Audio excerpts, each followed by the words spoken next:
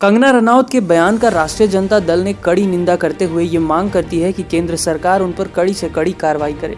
उन्होंने न सिर्फ आज़ादी पर प्रश्न उठाया है बल्कि आज़ादी के लिए जान की बाजी लगा देने वाले देशभक्तों के बलिदानी पर भी प्रश्न उठाया है। भारत की जनता ये हरगिज बर्दाश्त नहीं कर सकती। कोई भी भारत की आज़ादी और भारत को आज़ादी दिलाने वाले महान क्रांतिकारी देशभक्तों के बलिदान पर कोई प्रश्न चिन्ह लगाए। यह काफी शर्म की बात है कि पद्मश्री जैसे पुरस्कार से सम्मानित महिला इस तरह की बात कह रही है। इनसे पुरस्कार भी वापस ले केंद्र सरकार और कंगना रनौत जैसे देशद्रोही को कड़ी सजा दे। जब से केंद्र में भाजपा की सरकार आई है, लगातार इस तरह के बयान जारी किए जा रहे हैं। मैं राष्ट्रीय जनता दल की ओर से कहना चाहूंगी कि बार बार भारत का अपमान, भारत की आज़ादी का अपमान, हमारे क्रांतिकारियों का अपमान भारतीय जनता बर्दाश्त नहीं करेगी। मैं जानना चाहूंगी कि वो किस संदर्भ में ये बातें कह रही हैं। क्या सावरकर को ध्यान में रखकर ये बातें कह रही हैं? लोकतंत्र में बोलने की आज़ादी है, इसके बावजूद अपने हक की बात करने वालों पर केंद्र सरकार ने कई बार कड़ी कार्रवाई की है और देशद्रोह लगाया है। पर भारत की आज़ादी पर प्रश्न उठाने वाले पर देशद्रोह लगाया जाएगा या नहीं?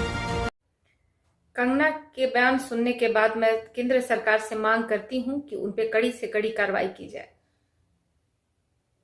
जब से केंद्र में भाजपा की सरकार बनी है, तब से आए दिन इस तरह के बयान जारी किए जाते हैं और उन पे कोई कार्रवाई नहीं की जाती। तो एक तरह से इन्हें तो बढ़ावा दिया जा रहा है। कुछ दिन पूर्व ही गांधी जी की प्रतिमा पर गोली चलाने का कार्य किया गया। तो इस तरह के कार्य जो कर रहे हैं उन पे कड़ी कार्रवाई नहीं की जाएगी तो ये काफी शर्मनाक है। इस बार तो मंच से कंगना जी, जिन्हें पद्मश्री दिया गया, वो इस तरह के बयान दे रही हैं। ये काफी शर्मनाक है। मैं कंगना जी से जानना चाहूंगी कि उन्होंने किस संदर्भ में ये बात कहा, क्योंकि जिन्हें भी आजादी की कहानी पता हो वो इस तरह का बात कर ही नहीं सकता। ये आजादी पे प्रश्न चिन्ह लगाई हैं। भारत की आजादी दिलाने में जिन्होंने अपने जान न्यौछावर कर दिए, उनकी बलिदानी पे इन्होंने प्रश्न चिन्ह लगाया है।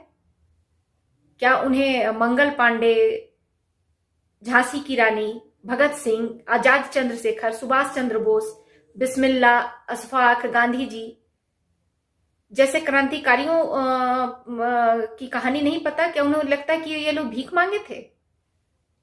मैं जानना चाहूंगी कि क्या वो सावरकर के बारे में तो ऐसी बात नहीं कर रही थी? तो उन्हें ये बताना पड़ेगा कि किस संदर्भ में उन्होंने ये बात कही। और केंद्र सरकार से मैं गुजारिश करना चाहूंगी कि वो इन पे कड़ी कार्रवाई करे और इन पर राजद्रोह, देशद्रोह का केस दर्ज करे।